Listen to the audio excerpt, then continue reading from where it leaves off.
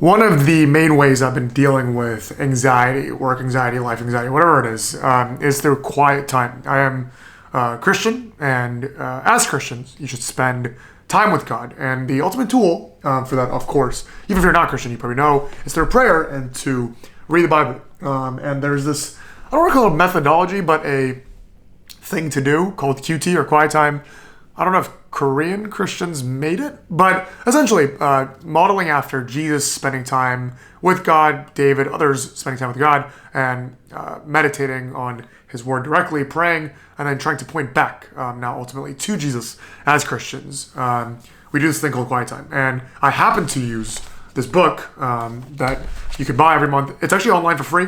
Google Living Life Toronto or something. And it just gives you a passage to read for the day. There's nothing else. Just to be very clear, you're not required to do this to be saved.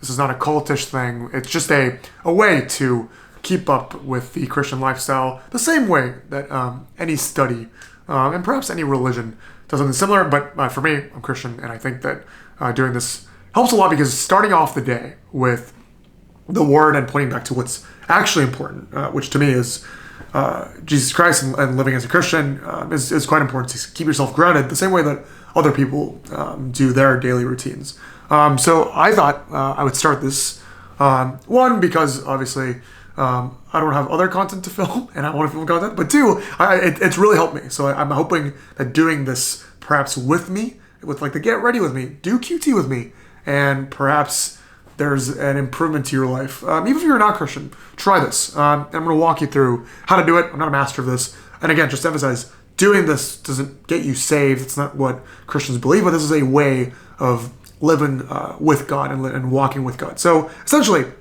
again, I happen to use the Living Life schedule, but you can use whatever schedule you want. Some people just open the Bible randomly and read it. I don't recommend that because there's no continuity.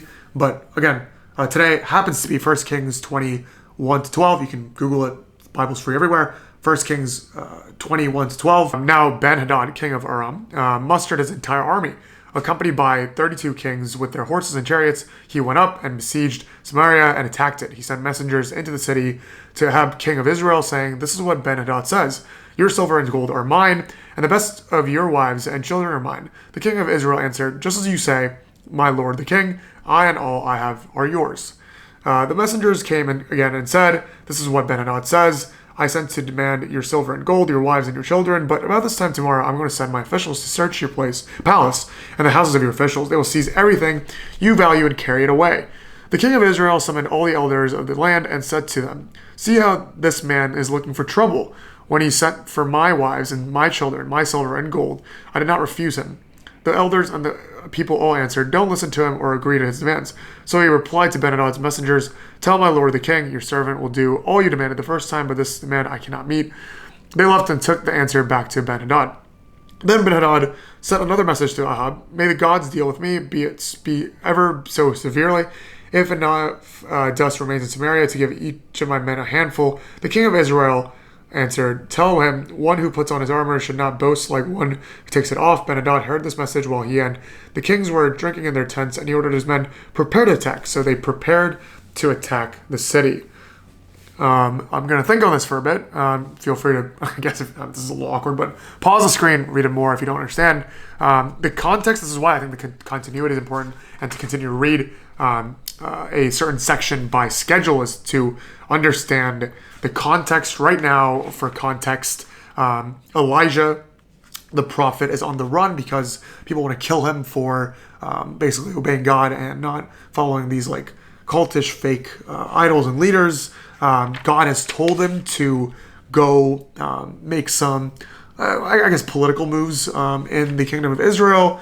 And this is now a separate parallel timeline on the same timeline. I got to read more into it, where this king is apparently mustering up an army and going somewhat into battle. But I'll read more into it. Feel free to pause the screen. I'm going to meditate upon it and then get back to thinking about how this relates back to Christ. One disclaimer I should have made in the beginning: I'm not a theologian. I didn't go to seminary, so take about everything I say with a grain of salt. I'm going to try to be as not assuming and not theological as possible, and just trying to based on what I know in Christianity, apply it. So basically, in summary, Ben-Hadad, a king of a separate place, brought his army and is now attacking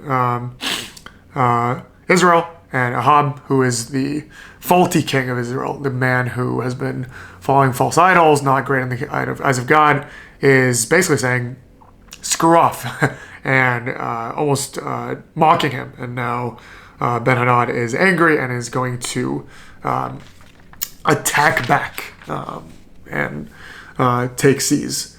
The insight that I take from this, and it's something that I've actually been personally struggling, I've always been struggling, is a lot of times we tend to take matters on our hands, into our own hands. And I think Ahab, I hope I'm saying that right, Ahab, and this king, who in this First Kings so far has kind of been, I don't want to call him the enemy, but a bad example of someone who is taking matters into his own hands, following false idols and disobeying God, and clearly not following God's principles. And even in this scenario, when he's in a very unfortunate circumstance and about to be seized by another king, he's not seeking God. He's not looking for God's guidance, but instead just facing it off with his own powers, his own strength, and mocking Ben-Hadad and seeking trouble actively.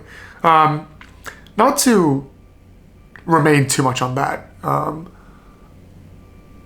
we have to recognize constantly that the King of Kings has died for our sins, and that is the beauty of the gospel, and he has provided the solution, the ultimate solution already, and yet we continuously seek worldly solutions for our worldly problems. And I don't blame anyone. I don't blame myself for doing the same thing. It's tough. It's very hard to continuously say, seek Jesus, love, seek God's solutions when there's worldly problems. Like if I have a job that I don't like, for example, or if I have any personal problems with personal relationships, it's hard to just say, like, Jesus is going to take care of it. But I do think if you look towards the Bible, the Word, and look how God/Jesus handle things, in love and wisdom, while following the laws that God has provided, but ultimately recognizing that we are faulty and we can't do anything without God's love. Actual solutions to those things do exist. In the case of hard jobs, which I think a lot of people go through, I think God, to a certain degree, has said that you should